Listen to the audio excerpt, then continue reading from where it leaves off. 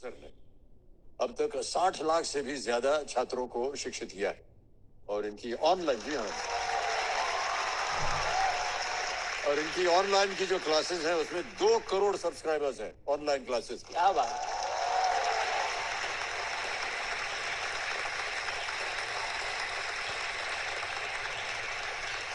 तो खान सर ये बताइए कि आपकी ये जो यात्रा थी इसकी शुरुआत कैसे हुई? हमको खुद ही पता नहीं था। हम अपने 40 बच्चों के क्लास स्कूल में 37वें नंबर पे आते थे, पीछे से तीसरा चौथा।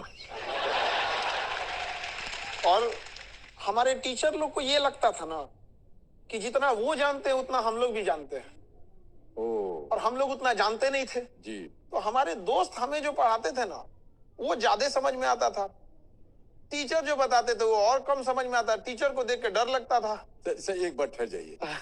सर इतनी सच्ची बात आपने कही हम बता नहीं सकते।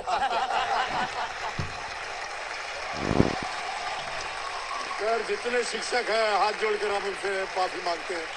सर वो जो पढ़ाए वो जो बोले जो बोर्ड पे लिखे एक चीज समझ में नहीं आती थी। तो जो बगल में बैठते थे बेस क्या क्या बोल रहा है बता। वही से हम लोग सीखते थे और जो क्लास वगैरह खत्म हो जाती थी ना तो उसको पकड़ते थे। यार जो आज सिखाया कल इम्तिहान होने वाला सिखाओ बताओ हमको क्या है, क्योंकि जो उन्होंने बताया था वो बिल्कुल समझ में नहीं आया। ये कितनी सही बात आपने कही अभी। बाद में जब ऐसे पढ़ते गया आदमी 10th का एग्जाम देने गए तो 10th के एग्जाम में वही हुआ कि बुखार लग गया। और एग्जाम के टाइम पे कैसे कैसे 10th निकला तो ऐसा लगा बहुत बड़ा जंग जीत गए हैं यहाँ पे। फिर धीरे धीरे आदमी पढ़ते गया और हमारा सपना बचपन से था फौज में जाने का।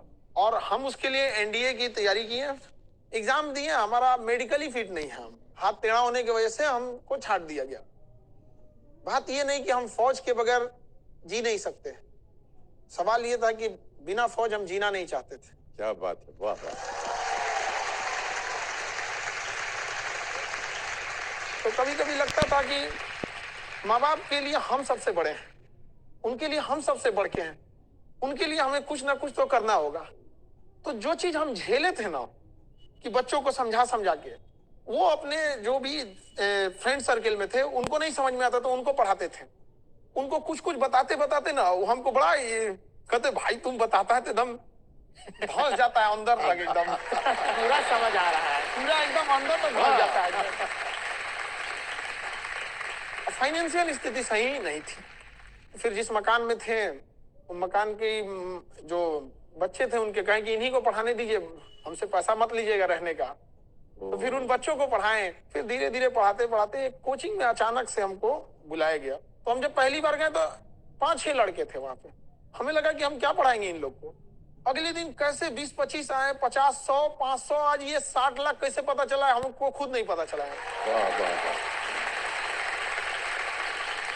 आज भी जब भी पढ़ाने जाते हैं तो ये सोचते हैं कि लड़का को हम सोचते हैं कि उसको कैसे उसको हम क्या दे दें कि उसको घर जाके पढ़ना ही ना पड़े। हम चाहते हैं कि हम ज्यादा मेहनत कर ले, उसको बोझ कम पड़े, वहां पर उसको पढ़ाई खेल लगने लगे। जिस तरह से एक फिल्म डायरेक्टर फिल्म को किस तरह से उतारा जाए पर्दे पे कि देखने वाले को बोरियत ना महसूस हो, उस तरह से रात में मेहनत करना होता है कि अगले क्लास में किस तरह से बताएं कि कमजोर से कमजोर विद्यार्थी के दिल से आवाज आए कि वो कमजोर नहीं था, उसके साथ धोखा किया गया। वाह वाह क्या बात है, बहुत बढ़िया। क्या बात। बहुत ही सुंदर तरीके से आपने अभी बताया, वाह।